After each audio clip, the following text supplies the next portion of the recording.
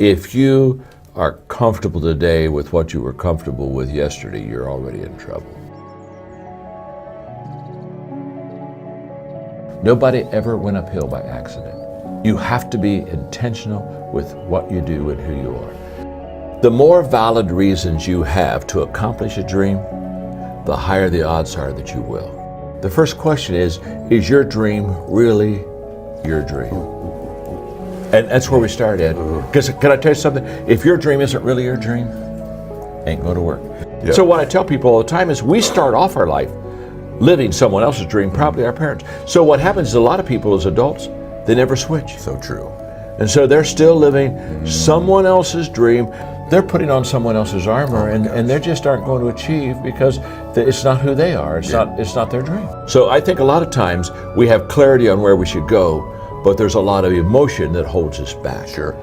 So what I did, and I think this is what will be really, hopefully this will be helpful to you.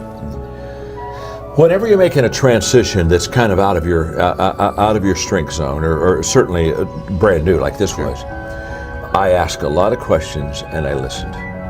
And so I just sit down with people like you that are highly successful in business, and I say, okay, let me ask you some questions. And I go and I'd ask you questions I learned from you, and I take a lot of notes, and I'd pull away and say, okay, now this is how Ed did it, and this is what Ed thinks, and I think I could apply this there. And I spent 3 years humbling myself and being very teachable and saying, I just want to learn, I just want to learn. Because I knew that I had the leadership principles, but principles that are good without application or connection are principles that aren't going to work for anybody. I am responsible, Ed, to move on what I see today. There's a whole bunch of people, they're wanting to hold and not move because they don't see 3 days, 5 days, 2 years out, whatever. And what I'm saying is, it's kind of like the lights of a car. If I go to the parking lot at night, turn on the lights and say, oh my gosh, I can't go anywhere, I don't see my house.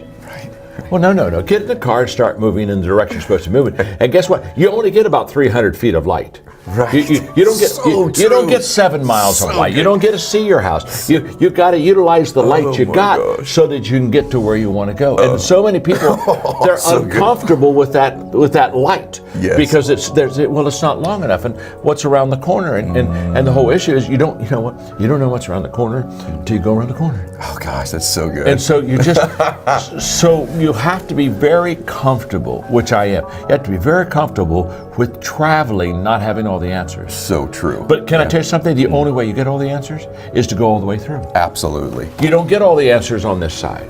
And so if I've got to have it lined up and straight and right, and I feel comfortable with it, then I'll never be the leader. And I really believe this, Ed. I believe a lot of leaders fall short because they're unwilling to take what they know now and act on it.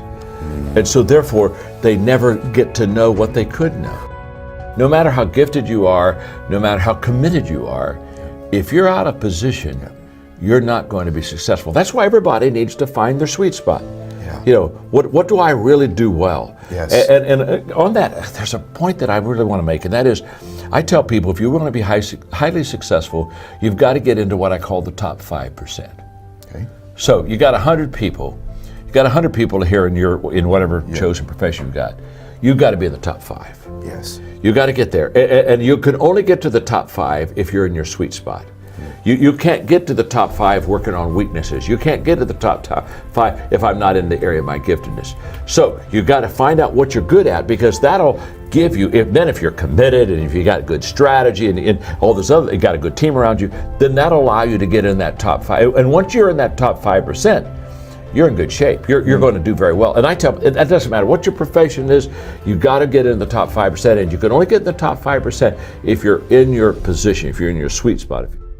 Got a question for you. What would your advice be to me about just transforming my life? What would be the step you would take, the thought I should have, the action maybe I should take? If you really want to be transformed, you have to live an intentional life.